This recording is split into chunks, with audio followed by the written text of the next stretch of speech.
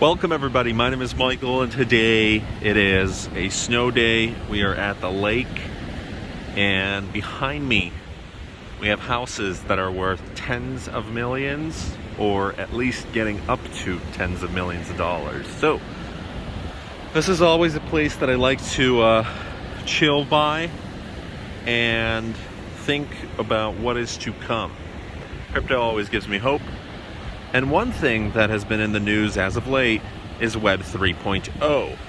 What the heck is Web 3.0? Everybody is always talking about this. So what does it have to do with blockchain? And first, before we even get into Web 3.0, we have to explain what Web 2.0 is and what happened even before that. So we're going to have to go and do a history lesson for the internet. Well, going back in time. Okay, so the internet, Web 1.0.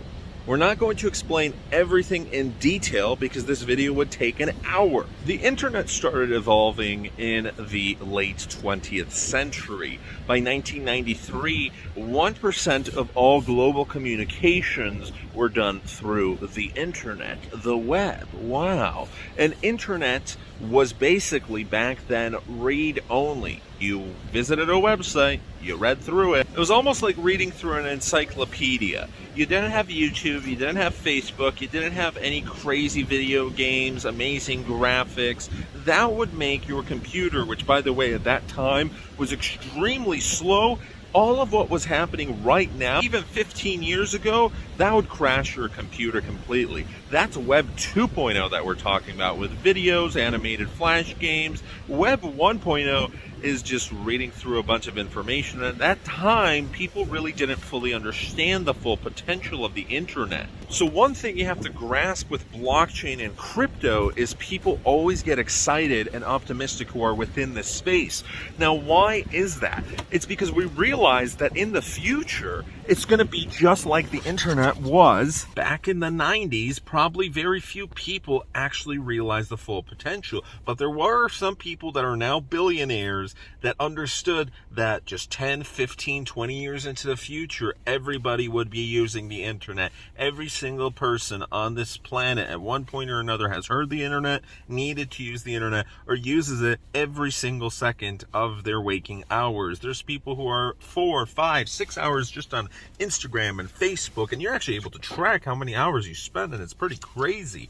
There's people whose entire jobs revolve around the internet, and you need Google Maps and you need Facebook Messenger to be able to talk with your fiance who's across the world, and you need Ubisoft to play games, and you need Google to research your project, and blah blah blah. So Web 1.0 was a very early version of the internet. It was very basic, and some people would say it's dull and boring. You couldn't really do much, but it had a lot of potential. It could go up quite a bit. So come the early 2000s, when Facebook back in 2004, and before that even MySpace, and social media networks, they weren't really a big thing come 2001, but just a couple of years later, they were in every single person's life. And you had Instagram later come out, and Snapchat and YouTube and all of these platforms that millions, billions of people use nowadays. This is Web 2.0, where you're actually not only able, the average user, not only able to just look up websites, read through them, but edit content, write content, create content, post videos, look at videos, movies, interact with other people, play video games online. And this is where it gets much crazier. This is where you suddenly have smartphones. Remember when the iPhone, like the 3G first came out, and everyone was like, whoa, this is crazy, and iPads came out, and people were actually able to use tablets and their smartphones, and then later you would be able to connect up your Xbox and PlayStation, or even your car to the internet, and it's just absolutely insane. The next generation of that, well, people already were thinking, what is Web 3.0 back in the late 90s when everything was just read-only? The only people who were able to write were the developers themselves. And then in the early 2000s, you had social media platforms that started to dominate everybody. Come the early 2010s, you've had entire careers that are being formed on social media. Now we're in 2022.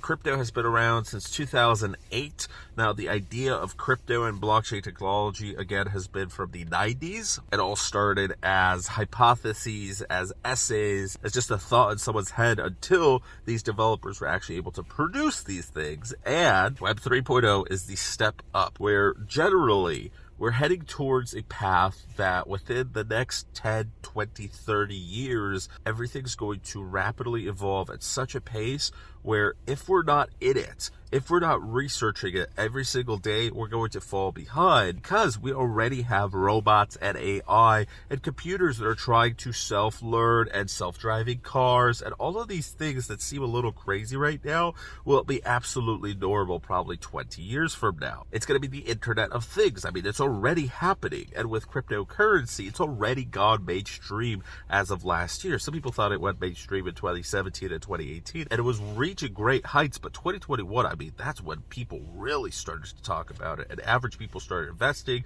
and NFTs were everywhere on the news, and now we're talking about metaverses and DeFi and all of that. So you've got Web 1, where you're able to explore content. You've got Web 2, where you're able to explore content and actually create content and be a part of the internet. And now you have Web 3.0, where everything is becoming decentralized. You don't only have power to explore and create content and interact with it, but you are able to actually change things. You have the power to vote over things. You own and you control what you're able to use, where before you weren't the one in control. You were able to create content, but it's not really yours. Just like posting a video on YouTube, it's not your video.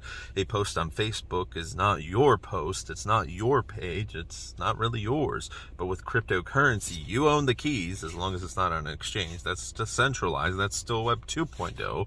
But once you're getting to decentralized territory, where it is a little bit like the Wild West, you lose the keys to your crypto, that's it. There's no chargebacks. You get hacked, that's it. I mean, you lost the money. That's kind of your fault. But it does give you a lot of freedom. There is a problem, though, and right now everybody's getting super hyped up about Web 3.0, but it's just becoming a buzz term, like decentralized and blockchain. It's a paradigm shift. It's happening, but not at the rate that everybody thinks it is. I mean, it's here to stay. Crypto's here to stay, but it's just like people who thought many years ago, and I was one of them, that crypto's going to absolutely revolutionize the world. It's going to change every single person's life. Yeah, maybe one day, but it's not going to happen that quickly, and it's just another piece of technology. Yes, it will make people's lives more convenient, but it's not going to shut down banks and entire governments, and it's going to dominate the world.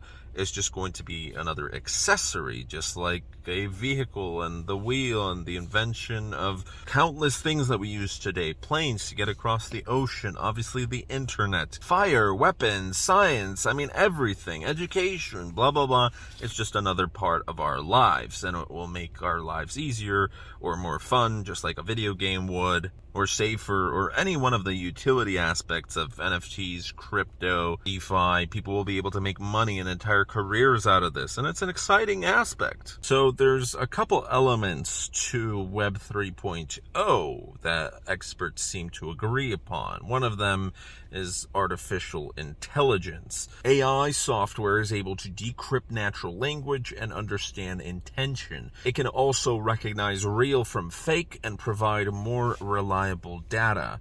We've already seen with Google, with deepfake, with a fair amount of AI that is already changing certain things out there on the internet, but it's not as widespread where, say, 5 years from now or 10 years from now, we'll be able to do a lot more with this. There's going to be certain software that makes our lives easier, and all we have to do is just a couple interactions, and then let's say it takes half the tasks for our job away and does it itself, instead of having to hire somebody from Bangladesh for $3 an hour. So there's going to be a lot of cool things with it, but it's in its early phases right now. It's not like robots are taking over the world. So in addition to AI, there's been a lot of hype with virtual reality, augmented reality, 3D graphics. I think that's going to extend further out with metaverses and actually being able to play as your NFTs and video games. And yes, there will be a world where you're able to eventually put on a headset or a gaming machine or whatever it may be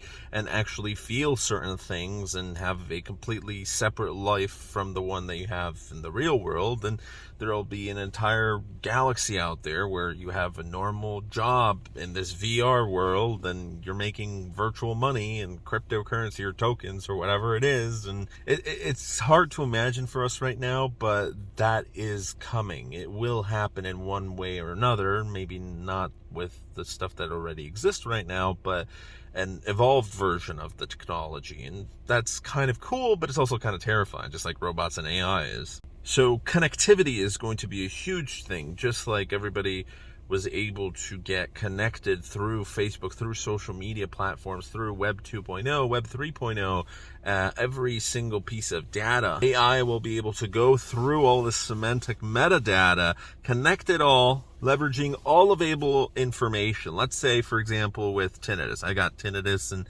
I'm a big optimist that in the future there will be AI that's able to go through millions of data points out there and finally figure out a cure through whatever it may do, through all these data points, and it realizes, hey, we tried 1,000 solutions, none of them worked, but here's what we've been doing wrong, because trying to look at all of the data at once just isn't humanly possible right now. But with quantum computers, we may be able to come up with a cure. That's just an example that's been in my head for the past year or two. I've realized, well, maybe it's not just trying with experiments, but we need AI. We need a lot more data. We need to interview millions of people, go through millions of points, try millions of experiments, and do it in a very fast pace. Web 3.0 would help for this, for the cure to cancer, the cure to dementia, trying to figure out more about autism and mental diseases and all this stuff. For medicine, it can have a lot of great potential, or for space exploration, or to fix climate change, or very complex geopolitical issues. There's going to be a lot of stuff that computers will be able to help us out with, and data, and with better connectivity. It's just going to be like going into a virtual library where you have, it's like Google to the next level. Google on steroids, essentially. Another piece is Ubiquity. So this kind of connects with connectivity. Every device on the internet will be as one. It'll be connected together. Content will be operable by different applications. For example, you're able to, I don't know, right now, what's a real life example? The Internet of Things, your smart home. You leave the house, you go from your tablet or your phone, and you're able to control your garage, maybe even your car included, the lamps, shutting down window shades, the temperature, everything just from a single application. You suddenly have a lot of control over various applications. And this will go to the next level. You're going to have every day more and more things that are able to connect, and there's going to be more data and more people using the internet. And the last point is decentralization. Everything's going to be completely decentralized. Well, maybe not completely. You're still going to have some centralized companies and applications and programs out there. But for the most part, you're going to have certain things, just like with decentralized finance right now. There's going to be applications and people out there that are able to live off the grid virtually. Now, what that means in terms of legal and morality, I mean, it's a very complex topic to explore, because it's just like exploring space or the deep ocean. The internet, we're not in the early phases of it, but we're in a weird place where we're going to be able to explore quite a lot. So there are some downsides and pitfalls to Web 3.0, and one of them is that I think it's overhyped right now. And first of all, I mean, with what's happening with Facebook's Meta and the metaverse, I think people are going to get even further disconnected, and there's going to be a lot of depression. And just like social media and Instagram, and people have taken it to extremes. People are going to get more disconnected from human emotion. There might be organizations and governments and companies that want to abuse your data. There's going to be too much data. You might lose privacy. There's going to be potentially some arguments for, hey, this is actually destroying the world because of too much energy usage. And yeah, I mean, we just don't know exactly where things will go. Ultimately, robots will take over the world. But hopefully that kind of explains Web 3.0 a little bit better. It's still a confusing topic for many. It's just because We don't know exactly what's happening, and every single day the world is changing ever so slightly. So think about it this way. Remember when iPads first came out, and I was a kid back then. I was super excited. I was like, wow, this is crazy. And I got one, and then there was more tablets, and nowadays the tablet is essentially like your computer, and sometimes your smartphone can be like your computer, where, for example, it has even more power than the computers that were used to send Apollo 13 to the moon and Apollo 11 to the moon and all that. It's pretty crazy to think about. Well, nowadays you're able to talk to your Mercedes. Hey, Mercedes, take me to this. Hey, Siri, take me. It's just such a normalized world. Pretty soon we're going to have flying taxis and Uber and all that. We already have self-driving cars. I mean, things are evolving very quickly, so it's going to be an interesting future. Anyways, thanks so much for watching. Have a great rest of your day. Take care, and see you on the other side. Bye-bye.